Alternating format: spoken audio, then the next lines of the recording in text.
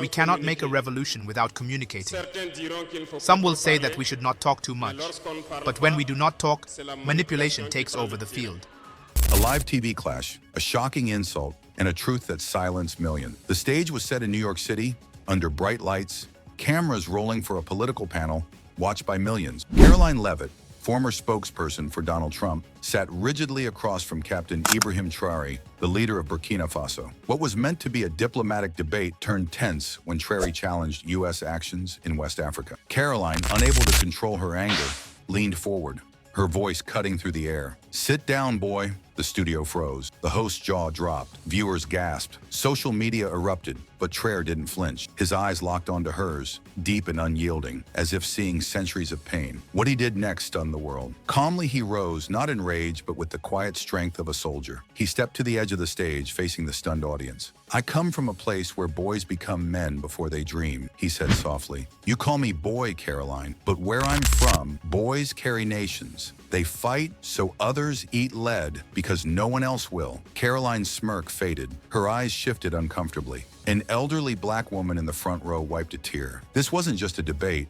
It was truth piercing the air. "I buried my father under open sky, killed in a coup backed by foreign powers," Traoré continued. He glanced at Karoline, who now shifted nervously. "So when you say, 'sit down, boy,' do you mean the boy whose village burned? The boy who studied by candlelight because colonialism left us dark?" The room fell silent, and then, one by one, people began to rise in support of Traoré. He wasn't just defending himself. He was defending the dignity of every African who had ever been told they were less. A single clap echoed, followed by waves of applause. The audience stood not out of pity, but in awe. Traoré continued, his voice steady, filled with emotion. "I'm a soldier, but my mother raised me. She sold firewood, walked miles in worn sandals to feed me, hid her hunger so I wouldn't feel mine." A young girl in the audience whispered, "He sounds like my dad." Traoré turned to face Karoline again. "You didn't say, 'sit down.' My mother said, 'stand up even when it hurts.' Your insult isn't to me, Karoline. It's to every mother carrying a nation." Silence fell,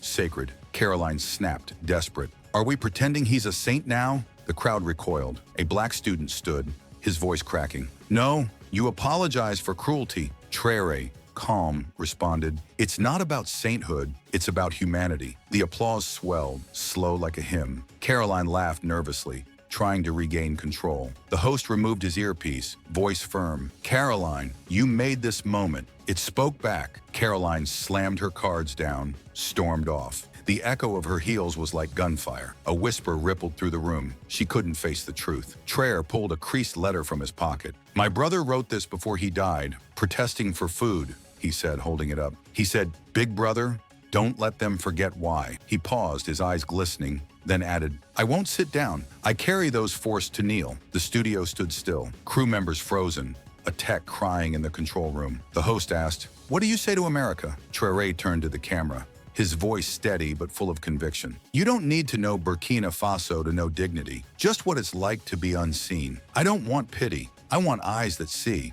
A camera operator stepped forward, shaking his hand, whispering, "You showed me honor." A black woman in the audience stood. "My son died in Afghanistan, called a boy in uniform. You made him stand again," she added.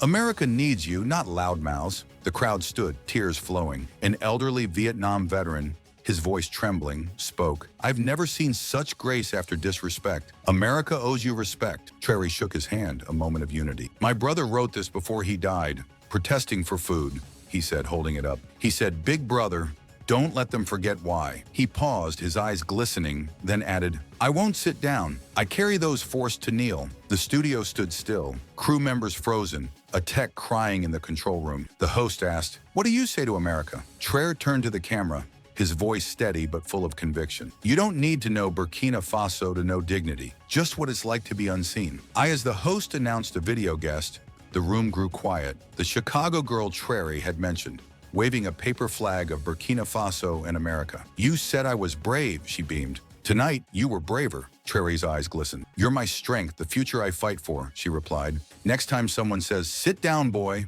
I'll say, 'Stand like Traoré.'" The room melted and the host whispered, "My daughter's her age." Hours later in his D.C. hotel, Traoré found a letter from the National Civil Rights Museum. "Your words belong in our exhibit, Dignity Under Fire," he whispered, Not for me, for them. Crowds gathered outside with